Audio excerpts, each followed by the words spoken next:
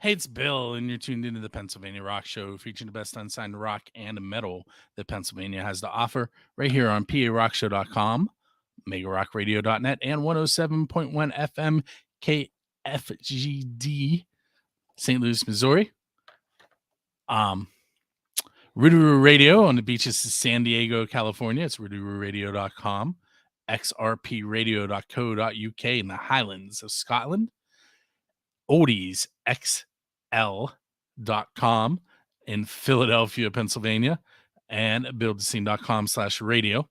This is episode number 638 of the Pennsylvania Rock Show. And with me tonight are the gentlemen from Blood Union. Let me get them all up on the screen. I called you gentlemen. I don't know if you heard that. Been called worse. Yeah. So why don't you guys real quick, I know in the video it shows all your names, but in the podcast and the radio show it will not. So I want you each introduce yourself and tell us what you do in the band. I'm Ron Who wants to Gallucci. start? I'm Gooch and bass player. Oh man, Benji, the drummer, and I do background vocals and moral support. Jay Snyder, lead guitar, and just all-around talent in the band. They're all nodding. I'll agree with that. Yeah. I'm Tim. I sing and play some guitar. Tim may be having some internet issues. Yeah, you might. Yep, there he goes. All right, well, when he comes back, we'll ask him the same questions we ask you guys. So I'm going to start off with some of those cliche questions that you would get in a normal interview before we go into my normal line of questions. So where did the name Blood Union come from? Actually, it was a name I was holding on to for a while, and me and Tim actually started this band just to write some different songs, and start out that way. It was just two words I threw together, and I'm like, man, that's gonna be a cool band name one of these days. I was just waiting to do something, and then me and Tim started doing stuff, and I was like, let's call it Blood Union, and just took off from there pretty much. Tim, can you hear us? Yeah, I can. Okay. I can, but you can't see me. I don't know what's going on. No, we can See you. We can see you. You just can't see you, apparently. And yeah. Are you on Wi-Fi or are you on data? I'm on Wi-Fi. I'm pretty close to my router though. I might have to move actually downstairs, right up near it. You're the I have a best you've been booster yet. right behind here. It's not doing too well. We'll work with it. If you need to go get to try and just go. I sound like a teacher now. If you feel like you're going to throw up, just go. Don't tell me. Get up and go. If you have to go to the bathroom, just go.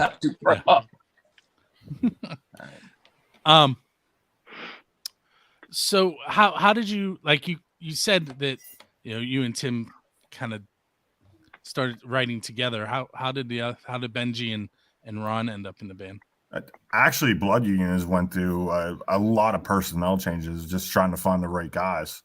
And me and Tim kind of just Tim was super busy with bands. I was busy with bands, so we kind of just put Blood Union on hold. And actually, why all of us are back playing together again is because COVID. I think all of us were bored when we started talking. And Gooch was in the band with us too there for a while.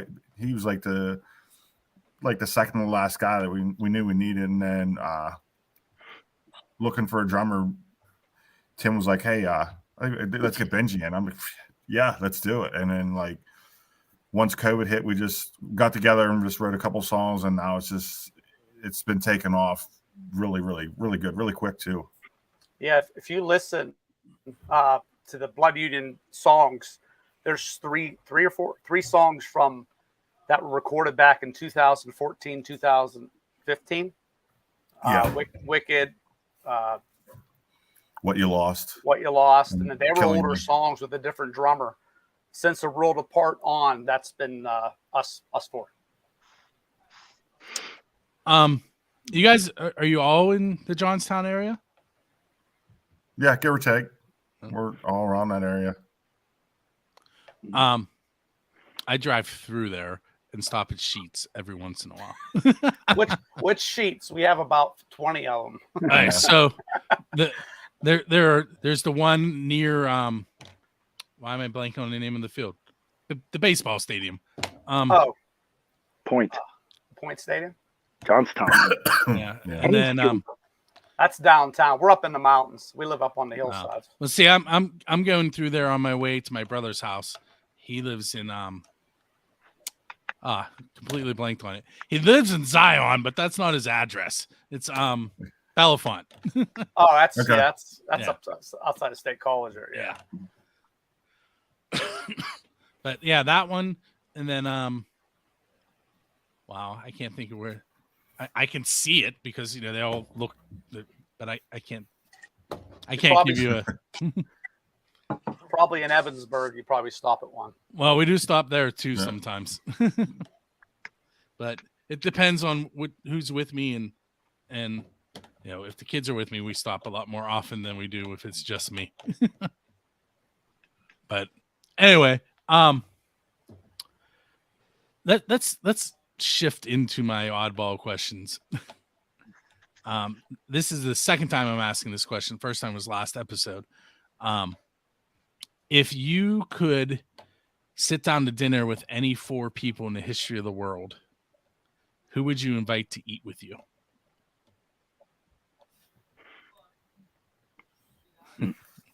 Wow.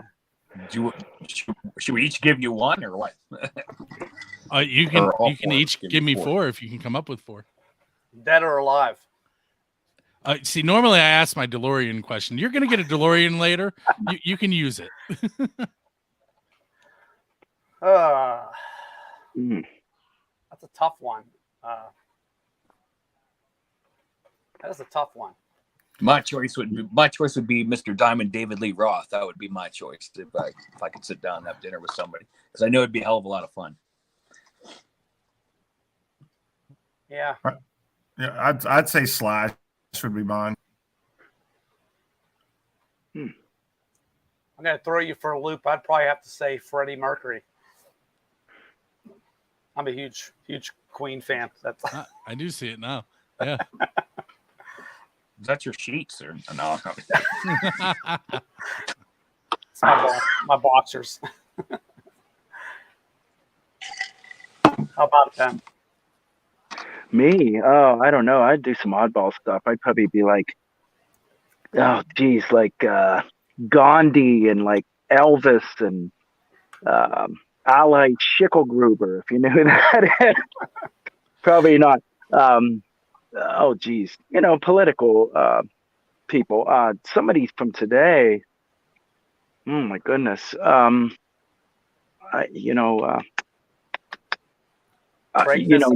Nobody political. I don't know.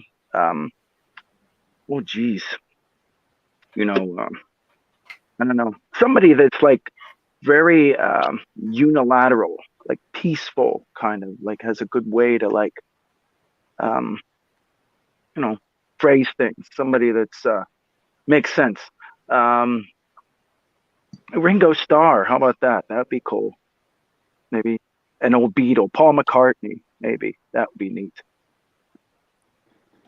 That stupid meme has come up again. Have you seen that thing where when Paul was playing with Kanye and none of Kanye's fans knew who Paul was? No, like Kanye's gonna give this old guy some likes. That's pretty sad. Yeah. I was annoyed by that. I'm not even I'm about to say something that might offend some people, but I said it multiple times on the show. I'm not really a Beatles fan, but without them, we wouldn't be where we are. I am not either. Actually, I'm influenced by musically of all the bands that were influenced by the Beatles. If that makes sense. All my biggest influence are bands that were heavily influenced. I like the Beatles, but So even if you think that you don't like the Beatles, or somebody did something because of the Beatles that you like. Right. And there are But Beatles, there are I know Beatles what you songs mean. that I like. That's Mhm. just not, they're not like I've never gone out and bought any music from the Beatles. Yeah. I've never, but if certain Beatles songs come on, I listen to them, and and certain ones come on, I turn them off. Yeah. I've bought more stuff from them from their solo years than Yeah. I've ever bought from the actual band themselves, like George Harrison and Mhm. John Lennon and stuff like that. So, Well, here, since I've kind of got us in the direction of influences, let's say you guys are headed out on your first big tour, and for some reason you hire me to drive your tour bus. That's please. a bad idea. But anyway, No, it's a good idea, but go ahead. and so we're driving in between stops. What's the soundtrack going to be? What are we going to be listening to? Oh, everything. Seriously, Yeah. you have such a wide variety of influences with the four of us together. Yeah. There is, it's unbelievable. We go places influence-wise that you wouldn't even expect. I think that's what makes us so rich with our songwriting and stuff. I really do. Yeah, there's a 5% pool of just everything. We're taking 5% of this, 5% of that, 5% of this. And it's just like, if someone would ask Gooch what his influences are, you'd be like, oh, well, yeah, now I can hear. You can't really hear it until he tells you. Then, like, oh yeah, I hear it now. And it's the same way with Benji and Tim and myself. I mean, you can hear just a little bit of it. There's obscure stuff that pops out, and everything that we like individually that comes out in music. I'd have never guessed that you guys listen to that, and like it's all over the spectrum for sure. It is, really is. Real quick, in between asking questions, those of you that are watching live, if you comment on the videos on YouTube and Facebook, they will show up on our screen and we can interact with you. So if anybody has any questions, you can throw them up. And if I like the question, I may ask it. If I don't, I won't respond to it. So let's do the DeLorean question since I mentioned it already. Go ahead. Shoot Nice. away. So you're leaving a show, and there's the DeLorean sitting there with its door open and a flux capacitor in the back seat. So clearly you're going to jump in because you can bring it back the exact same time. Nobody will know you borrowed it. What band are you going to go hang out with, and at what time? There's a lot. I'll go first. I'm going to say Van Halen, 1977, 78, probably Gazaris or something like that. Like when they're just starting to make a little bit of steam, in what they're doing. I think about that all the time. Like, man, I don't want to go back and see anything. Now Jay's having internet issues. I think seeing Eddie playing and Diamond Dave on top of his game and the whole band and just people just like, what is going on? I agree with Jay on that. Sunset Strip, 77, 78. There was a lot of stuff going on there that didn't get the credit. I mean, you had bands like Van Halen, Montrose, Cheap Trick, and all those bands playing all those clubs at that time. The Runaways. Yep. And it seems like everybody, when they say the Sunset Strip era, they always think of the 80s, but they don't realize what was going on in the late 70s back then. That'd be really neat to see that. Anybody else want to answer that one? Oh, I'd love to go down. It's the same for me. Whatever that was.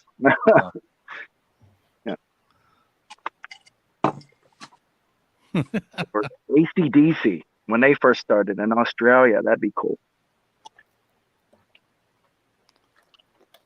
Tim, are you lagging on us a little bit? That's a yes. No, I'm just hanging back. No, I feel the same way Jay does, really, with even like going a little bit further into their Van Halen's first tour when they were blowing Ozzy and Sabbath off the stages in Europe and stuff. I would have been like to see that be in the middle of all that, or maybe the tour when Elvis and freaking Johnny Cash were on the same bill and they're driving around together I don't know. There's a lot of history there that you could a lot of parties you could have been involved in. First time Zeppelin played on a stage in England somewhere, or first time, whatever. Even if I'm not a big Zeppelin head, that's just history you just want to be there for. But the Van Halen thing is definitely in us. I know Jay and I are huge fans. That was a crazy time back then. A lot of history in the music, because like a lot of people don't realize that AC/DC, the amount of albums they had out that were never released in the United States until they broke, like Dirty Deeds and stuff like that. They were released 3 or 4 years after they actually came out originally. They was never on a. So that I just think that whole music scene back there in the mid to late 70s was very interesting. There's probably still a lot of stuff that's on vinyl from that era that people missed out on because that cream didn't rise to the top, but it's probably still top-notch stuff. Yeah. Even for me, having older brothers, first time I heard Styx, The Grand Illusion, from front to back, that album just completely blew my mind. It was the melodies and this. That's when I realized what you could really do with music. You can make people feel things. And again, that's the late 70s stuff. That's that shaped the 80s, whether people want to admit it or not. It did, Yeah, and I don't think you really get that kind of vibe from newer music anymore. I mean, there's bands that'll pop up every now and then and move a little bit of hair on your arms, but me personally, I think music is fast food anymore. It's so processed, By the time you get to the end of the song, you don't think about that song ever again. It's fast food. It's the same way you're eating a Big Mac. The Big Mac's good until you're done with, and then you don't think about it anymore. To go home and I had a really good Big Mac. Like, yeah, everybody's had a Big Mac. You don't ever have those. Yeah, you don't ever have those stories where I just heard this song and I don't know what it is. I have to find it. This song, it moves something in me, and you really don't see a lot of that or hear a lot of that anymore, I should say. Yeah. Let's go with a legend. So Robert Johnson, the blues guitarist.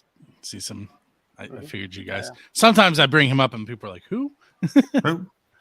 No. All right. So Robert Johnson, the legend is that he was a terrible guitar player and tried to force his way on stage, and they kind of pushed him out of the scene. And he was going for a year. He comes back, and now he can play. And so my question is, if you were standing at the crossroads, like they say he did, waiting for the devil to show up, what are you going to sell your soul for musically?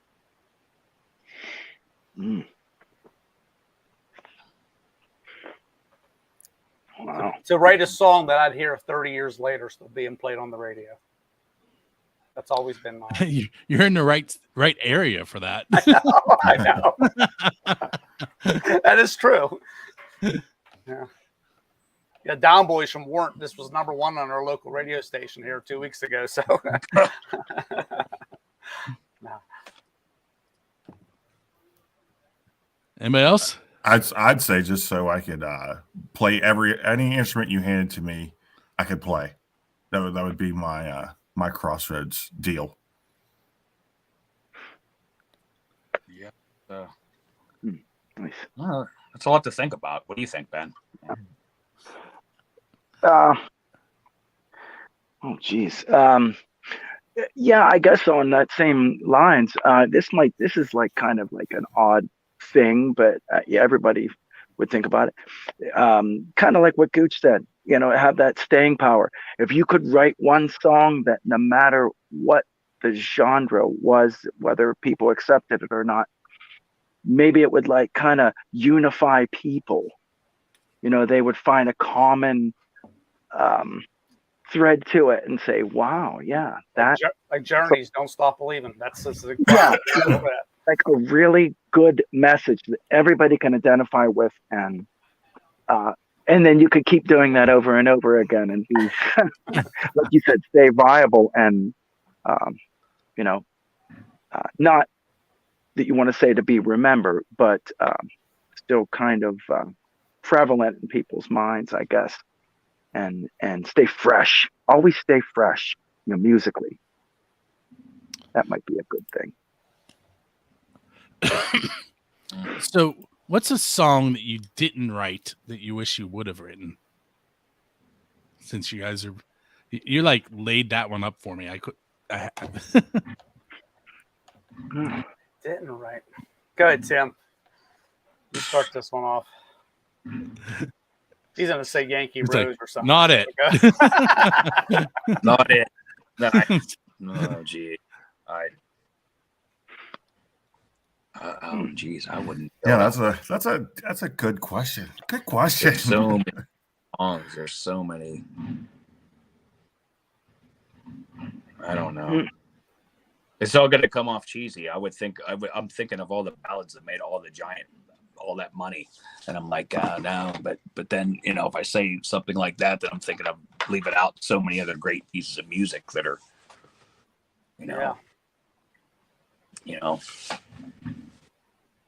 like you said, Gooch, Bohemian Rhapsody wasn't a giant hit at one point. It was just an incredible song that nobody knew it about. It was a big fight. That's what it was. Yeah. It was Mike Myers. No, I was kidding. Yeah, that's a tough one. I mean, that is a very good question. Yeah, I think you got all four of us stumped right now. I mean, wow. We're not saying Stairway to Heaven. I can tell you that. Hey, how about this? I'll switch the question for you. So I was Saturday, Jay and I were at the same place, and Skell was headlining, and I can't help myself when they're on stage. I end up singing along, and you don't want to hear that. But what is a band that you guys, you can't help yourself. You get into the moment and go with it. And while you're thinking, I'll keep talking. The reason I realized it, I was on my way home. I'm like, man, my throat hurts. What is wrong? Oh, wait. Oh, wait, I was singing. Yeah. My kids yell at me when I sing. I've done that a lot. I mean, a lot of people are against it, but I did see the Queen tour with Adam Lambert singing, and I sang along with every song. Pretty much anytime I see Cheap Trick, who's another favorite of mine. There's a lot based on the bands that I'm really influenced by. I mean, a lot of these bands are go back to my childhood. You know what I mean? Like 7 years old here in Grand Illusion from Styx, then seeing them play that live on stage. I mean, stuff like that. But they're the stuff that I would sing along with, and I've done that. I've left shows with. We go way back with Scale.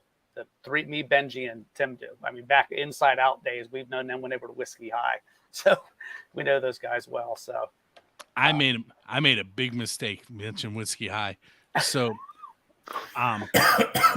Whiskey High was before I started doing my thing, and I did a benefit concert that all the money that came through the door went to Rock for Life, and I contacted all the bands. I'm like, hey. Like even bands that weren't playing, I'm like, you guys have anything that I can give away? And so all these, I got like mugs and stickers and buttons, and they gave me a Whiskey High cassette, and I gave it away without listening to it. Oh. I believe Matt Franny took it. Yeah, I actually own that. I actually have a Whiskey High cassette. Believe it or not, that's somewhere. But yeah, once I realized, everyone was like, "Oh, did you listen to him?" I'm like, no. They're like, "Why not?"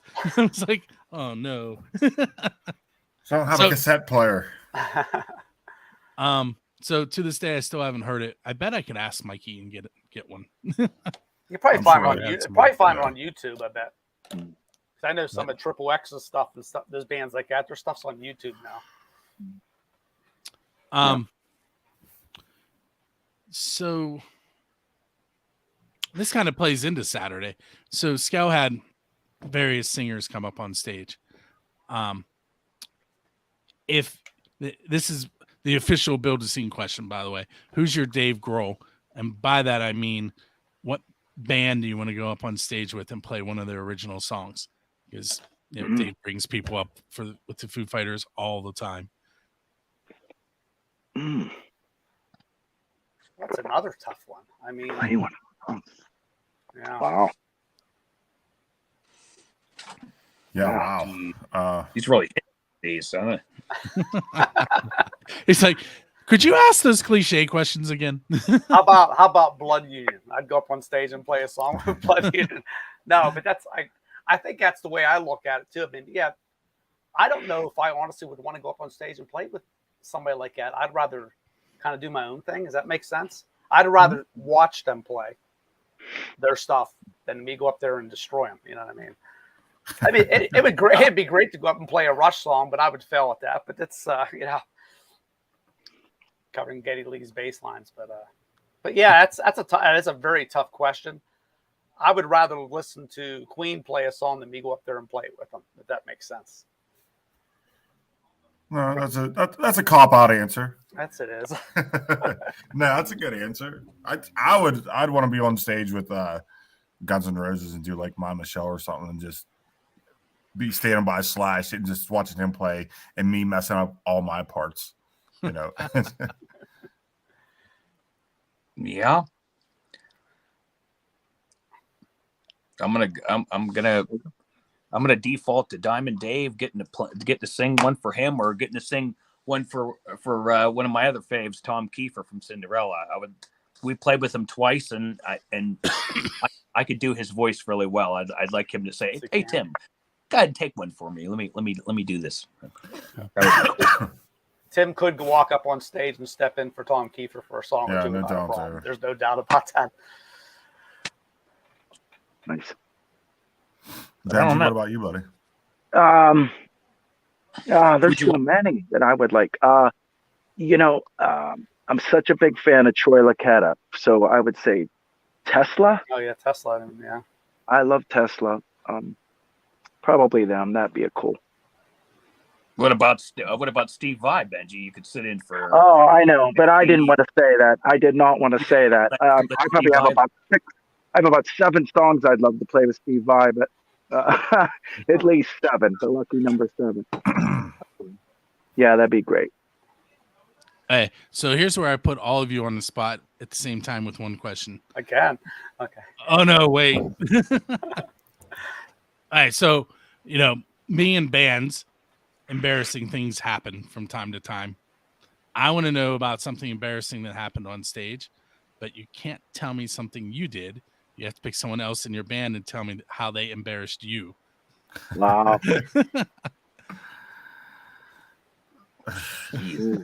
Are you trying to break up the band?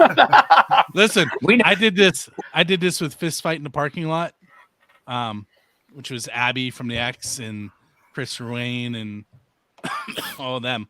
And Abby wasn't there, but everybody else in the band told me a story about Chris Rudog. Every single one of them. He's like, "Really, Bill?" I thought Tim and Benji were going to bring up the AC/DC moment when the false click in, and I started singing and nobody else joined in. So I just held the note out. I'm talking about myself. I'm not supposed to, but yeah. When we did an AC/DC cover of "Are You Ready," which starts with an acapella voice, and again, "Are you ready?" And we all click, click, click, and the rest of us walked away from the mic, and Gooch says, and there's like 300 people looking at him really while we're laughing. We never do anything. I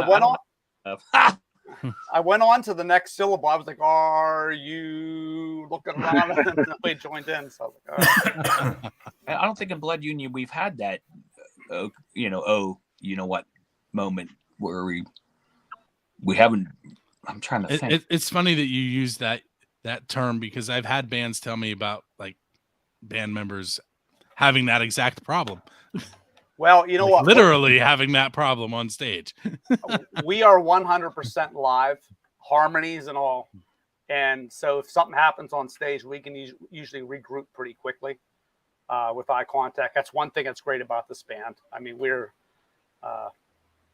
when you go to see Blood Union, we're 100% live. We don't play the tracks or anything. Not downing it, but I'm just saying we just don't do it. So we're fortunate enough that we can do 3-part harmonies and make them sound pretty good, But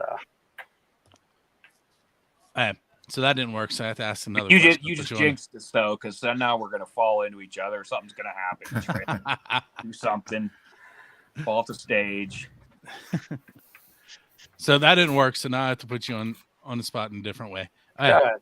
So I want to know who you think has supported you the most as a musician over the years, but you're not allowed to pick a significant other or your parents. Wow. Tim, Well, I gotta say my brother Tim. He's I gotta always- say We have to Tim stick too. together.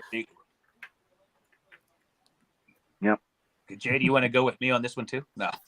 Yeah, No. it might I'm be gonna a continuous circle. I mean, I think all of us, no matter what we're doing, like if I'm doing something and one of the guys make it out in the circle, and it's like supporting, and like when I'm not playing in 4 of my other bands, I try to make it out and see somebody, and especially in the group and stuff. I mean, I think the 4 of us, especially ever since COVID, have been really supportive of one another, which is kind of cool. Because a lot of times now, and it's annoying too, because you'll send somebody a message like, "Hey, we're playing," and I'm like, I got so much stuff to do. It's like, man, we're not asking you to give up and come up every show. Like, what you can make one time. Yeah. So it's great when we have that inner circle. I think that's why the 4 of us work really well together. You know, we're supportive of one another, and we definitely know that all of us are going to be there, or the show won't go on. Yeah, I was out of the scene for a long time, and Tim continuously, come on, and so I'm glad he did though. I'm having a really good time right now. So Coincidentally, that's what I was singing on Saturday. Come on, I knew come it was on, missing come from on, your life. Anyway. Notice I stopped there. Get up. Yep. Oh yeah. Okay, so before we get too much further in, Well, that's- with brothers, it's definitely a thing. give me an MTV moment. Tell me about the song that we're going to feature tonight. Jack, Tim. Yeah, I'll take the first half, and then Tim can come in with the second half. I mean, Jay frozen. Uh-oh. No, Tim was I'm frozen. Tim was frozen. That song came. Well, the music Do it quick. kind of just comes through. I put a drum machine on. I kind of maybe hit on something will ping, and then I send it to those guys, and then like that's what's cool about this band is like I have this maybe a meat and potatoes idea, and then I bring it into these guys, and it's Gooch over there.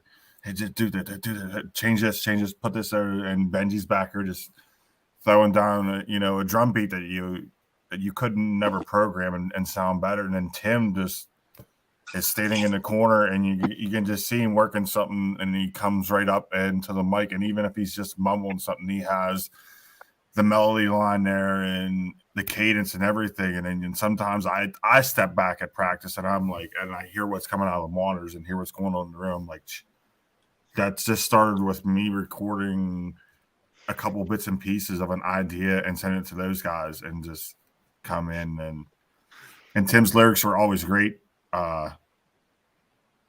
His melodies are really cool, and there's a lot of hooks and a lot of catchy stuff to what he does, and what everybody does in the band too. But Let Me In just came out as just me just working on something stupid where I always don't think anybody's gonna like what I send out, and then I send it out, and here we are now. It's over 30,000 streams, and it's because of those 3 guys right there too. And, what they and bring it was to the table. only released like 3 months ago, correct? Yeah. End of June. Yeah. Tim, do you have anything to add to that? Since they mentioned Jay said. Yeah, I mean, let me in. I kind of go to a special. I try to write from a special place every time, and a lot of times I'll harken back to something that I went through, or that that I see other people going through, or I'll see I try to make you feel positive about something. I don't know. I don't like to write negative stuff, but I'll try to write something that makes you feel to get the most out of yourself, if that's what it means. Like I always call it self-improvement lyrics, but in this case, Let Me In, I kind of harken back to anybody that's ever gone through a divorce or a death. In my case, it was a divorce, and how oftentimes if you have children and you go through a divorce, children can go through a lot, and they can have a struggling relationship with one or both parents. And in my case, I wrote it toward, let me into my daughter and about my get through to her. We're great now, but back in that time, 15 years ago, it's tough times for anybody that's gone through a divorce. Children are always like the byproduct, something else of what's going on there, and things go wrong, and that's what I wrote about. I wrote it to her, about how I felt at the time and about me trying to reestablish our relationship. So that's it's always I always tried to write something from the heart. So it's not, I don't write BS. A lot of my lyrics rhyme, but it's it's a stick in your mind more than anything else. But that that's what that song's about to me. But like I said, beauty's in the eye of the listener and the beholder. So you can change that. You can make that message to, adapt to whatever you're going through in life. All right, so here's where I'm going to, I mentioned the theme of the music in this show. Now I'm going to let everyone in on what that is. So way back at the beginning of the episode, you got to hear a song. It was A Common Crown, Broken Glass. And what we're going to hear next, we're going to play two songs here in the break. The first one is After the Fall, Ride or Die. And then we're going to listen to Blood Union's Let Me In. And we may even hear some Heathen Parade at the end. It's like a J, the J hour. I do that from time to time. Cool. If there's a Rock for Life show coming up, you'll notice that my playlist is usually the bands that are on that bill. So I kind of throw in some hidden things every once in a while. This one I gave away. And all those bands you mentioned too, even though Jay's in most of them, we all great people. We get along with them, good friends of ours. So play it away. So. All right, so we're gonna listen to After the Fall, Ride or Die. Ride or Die, and Blood Union, Let Me In, and we'll be right back. For those of you that are watching live or watching the video, and it's your first time, you don't actually get to hear the music right now. You'll have to wait until Friday. You go to buildascene.com or to any of the radio stations that I mentioned at the beginning that I'm not going to mention again, because there's just too many of them. Or you can go to this Blood Union's Facebook page, and there's a Reverb Nation link there. Awesome. Yeah, good luck. Why do you think I haven't pointed at anything? Nice. It's like the Brady Bunch. I love it. I was on my American Idol, like, play us, call. I gave up on trying to point at things because I can never. Yeah, I was trying to point at Ben G. Yeah, no. So, Bill, can I ask you a question? Do you want to do it off the episode, or you want to do it on the episode? I don't know. I was just wondering, like, how do you pick your bands for the show? Is it a band that you like? Is it a band you think needs, or you want to help out, or what's? So, is it out of pity? You know what? Let's do that on the air.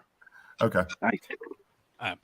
So now I'm going to bring us back in, and we'll go from there. You can even just do it just like that. Hey, can I ask you a question? That happens occasionally. Okay. All right, ready? Yeah. All right. Bill, let me ask you a question. How do you put your bands on this show? How do you pick people? What's your process? So the answer is there really isn't one. Sometimes they submit music out of the blue, and I listen to it, and I'm like, oh, that's pretty cool. And then I'll send a message. I'm like, hey, you want to come on the show? sometimes I post on Facebook and say, hey, I have all these shows open. Anybody interested? And, I do listen. There have been some bands that I've told them, listen, not yet. Submit some stuff down the road because I can't play what you're doing. And the one that I'm thinking of, he has actually been on the show since. But it's in the beginning, it was whoever would come to my house and play.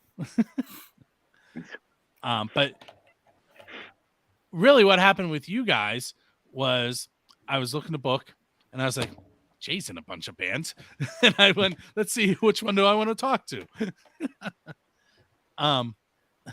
Yeah. Generally, what I try to do is, like, if I see a flyer for a show that's coming up, it's a benefit show, and I'm familiar with the bands, I'll contact one of the bands, say, hey, do you want to come on and talk about this show? If there's a new song coming out, hey, do you want to come promote your song? The reason I picked you guys when I decided to contact Jay was because I did see that the Let Me In track, and it was getting a lot of listens. So I was like, that could help me. Oh, yeah, buddy. It should always be reciprocating, we should all be trying to help one another. Yeah, we should. It should be a big circle. We put it, just so you know, we put a lot of promotion. We just don't put a song out and walk away from it. We network with playlists, people that run playlists and everything. That's what we do. You have to. That's the only way. If I release, that if you put a song on Facebook, 5 of your friends will like it. No one will share it, and it'll die the next day. No. We keep going and going and going on it. So it's a lot of work. It is. I'll throw some numbers at you. Nice. I'm going to plug my phone in. Okay. My phone's dying. Let me try that again. Okay. I don't know. I swiped my touchpad and it took me off the website. Benji's plugging his phone in. So, So I haven't looked at it in a few months, but the Build the Scene website usually gets between 250,000 and 300,000 hits a month. Nice. Very nice. And then, the podcasts really where those are getting, like when they're being played on XRP Radio, XRP Radio has 13,000 followers on Facebook. Rootaroo is in the double digits, thousands. So, the reach is there. And, I've talked to bands. I didn't interview them, but I played their song. There's a band in Iran. They're a metal band. And of course I can't remember their name right now, but it's actually illegal to make metal in Iran. Oh yeah. And I did hear that. Yeah. They tracked me down and were like, hey, will you play this? I'm like, absolutely. That's awesome, man. I've talked to people in Wales, all over Scandinavia, Italy. I actually spoke Italian in that episode. Not much of it. But yeah, there's, like I said, there's no real, if you've listened to an episode or you've been in one like you guys are right now, there's no script to anything I do with this. So, it's, if you listen to the intro to the song or the show, it talks about walking backwards, which is a Creep song. And that's kind of how all of this has happened through the years. I was kind of walking that way and ended up facing this way and doing something different. Right down to the first episode of this show being a spur of the moment. The guy was running a radio station and needed to remove a virus from his computer. So Brian and I took over, and that has led to 638 episodes. It's awesome. Yeah. So you definitely have a working system and program. You're doing 638 shows. So kudos to you, and there's great photos too. There's no support level for us, but you people. That's the thing about it. There is no support level for us. can't get on radio unless it's hard to get on regular radio. But you guys are sport level. I'm the fans. That's all it is. So appreciate anything. My favorite thing, well, two of my favorite things about doing this is, one, I get to meet a lot of new people and hear a lot of new music. And back when wasn't into music until 1996, which is when all of this really started. If you go back, and it all started with a band called Hybrid, which was Steve and Matt Ferrani, Tim Henry, and John Coslin. I was teaching myself how to design a website, and I came across their website and it wasn't done. And I was like, I'll use their content, and just because I was trying to teach myself. And then next thing I knew, I was doing their website, and then I was doing probably multiple bands' websites. Steve's brothers, Bruce, his band Sundog, and then they broke up, and Chris Riggy ended up in Cage, and I was doing Cage's website, and then Doppler Effect, and it just, and that's where the music came from that Brian and I played on the first show, is all the bands that I was doing websites for. That's crazy. But let me give you guys two more questions, and then I'll let you ride off into the sunset. These are the two easy ones that I told you that I was going to ask you at the end. Where can the listeners track you down online? Like, if you want to, like, where's the one best place? And I'm going to put Facebook up on the screen, but you don't have to say that one. Follow us on Spotify. No. All our songs are on there. Or Apple Music, any of those sites. Instagram. The streaming services are on there. Yeah, Spotify. And if you don't pay for something, YouTube has everything we have. It's on, if you don't pay for streaming service or whatever. And lastly, what's coming up next for you guys? What do you have lined up? Nice. Songs. Yeah. Yeah, we got two new songs ready. And we got a show at Jurgles coming up Sunday, November 13th, right? Correct? And that's with Last in Line, which is actually Dio without Ronnie James Dio. So it's Vivian Campbell and the rest of the guys that was behind Ronnie James Dio, and with just a different singer. So that should be a good turnout. And like I said, we got two songs that are coming down the pipeline right now. So I'd say within the next month or so, we'll be ready to record those. Okay. Actually, one of them we just played at Jurgles, our last show, and I think it's going to be our best song. It's going to be our best song. I guarantee it. We got a real good response from that. That surprised me. We're done with the song and the way the people reacted. We also have a song done too. It's in the studio. We just haven't finished the vocals on it. Yep. So we're constantly. We try to release a song like every 2 months, every 3 months. That way we just stay on the radar too. We have CDs at shows which you can buy and stuff, but some people actually want a physical copy of something, to take home or something. But we try to stay on the radar by releasing a song every 2 to 3 months. That way you stay on the radar.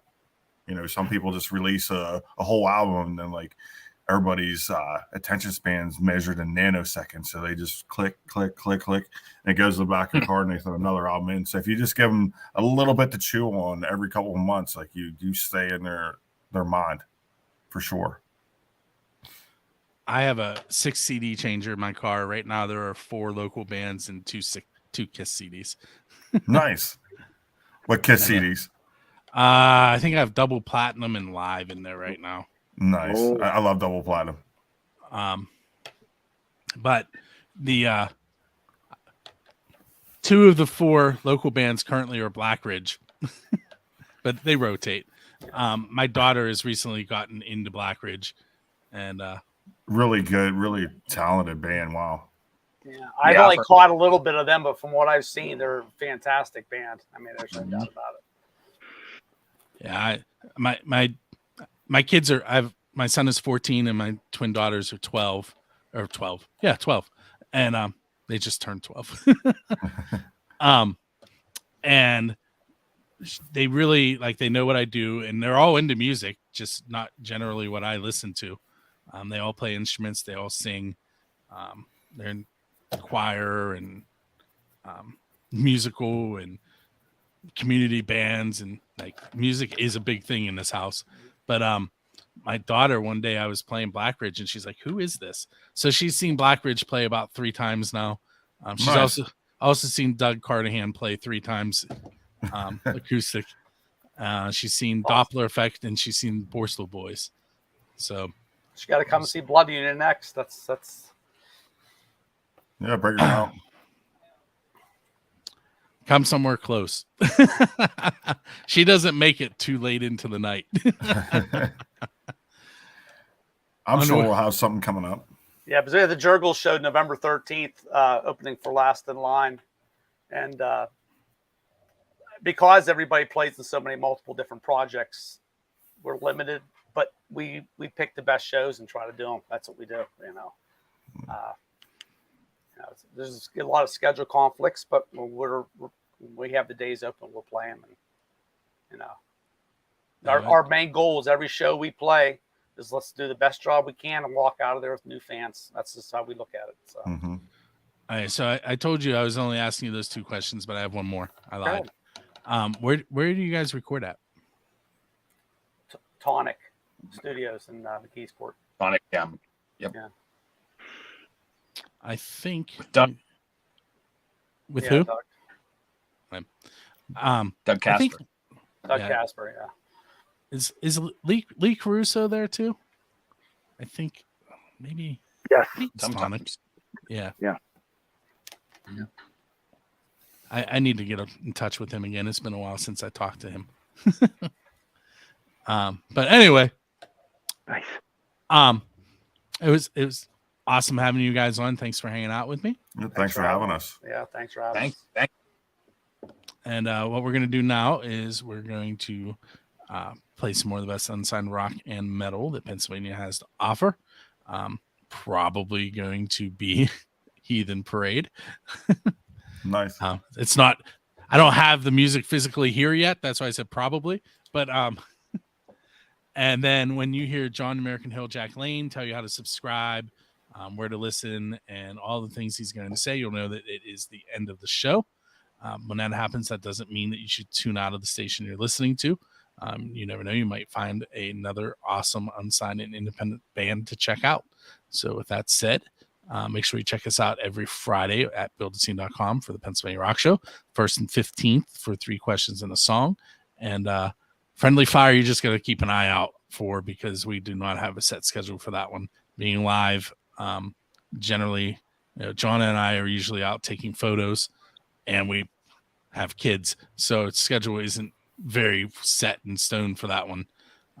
Mostly it's my fault, but I throw some blame there so it doesn't sound like it's me. With that said, we will catch you next time. Thanks, Bill. Thank you, buddy. Thank you. You're awesome.